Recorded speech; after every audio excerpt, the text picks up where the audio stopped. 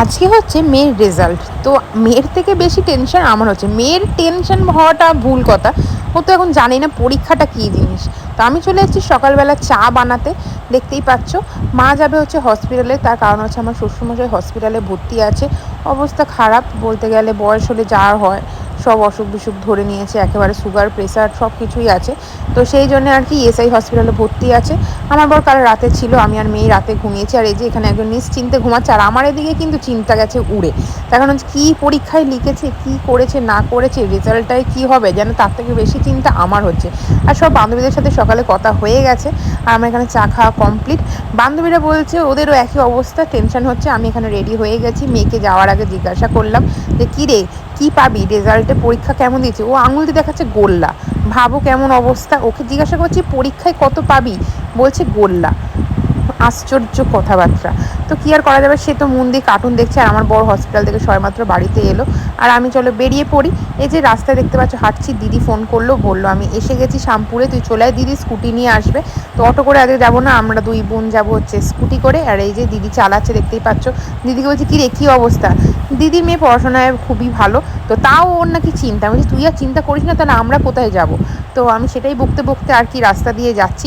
তো বলছি খুব জোর খিদে পেয়েছে, আগে রেজাল্ট নেওয়ার আগে ভাবছি খেয়ে নেবো কিছু।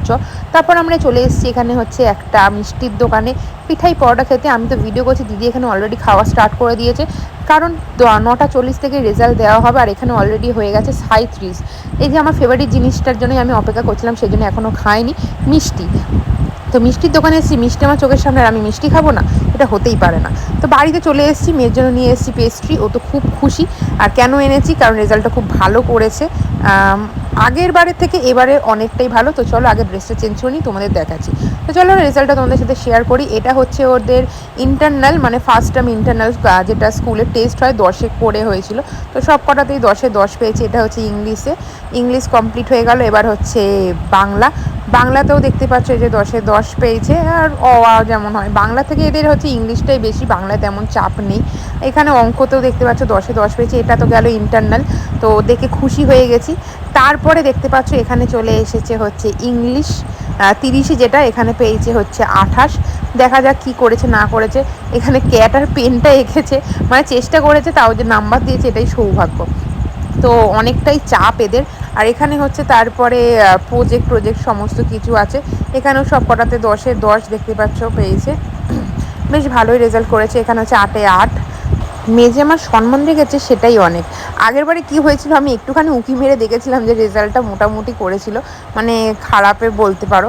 তো আমি সবার সামনে আর প্রেসে যে খুলতে পারিনি, যদিও বা এই রেজাল্টটা কোনো কাজে লাগবে না, তাও আর কি সব নাম্বার, মানে আর কি শেখাটা কতটা শিখতে পারলো সেটাই আমাদের কাছে অনেক, তাই না? সেটাই আর কি স্কুলের প্রিন্সিপাল আজকে মিটিংয়ে বলছিল যে নাম্বার এটা জাস্ট, কেউ এটা নিয়ে রাগারাগি করবে না, মন খারাপ করবেন না, এদের এখন শেখার বয়স, চাপ দেবেন না, এইসব বললো। সেগুলো সবই ঠিকই কথাই বলেছে, তাই না? এই বয়সে তো বাচ্চারা স্কুলেই ভর্তি হয় না। আমরা স্কুলে যখন ভর্তি হতাম তখন 6 বছর বয়সে বাংলা মিডিয়ামে ভর্তি হতাম।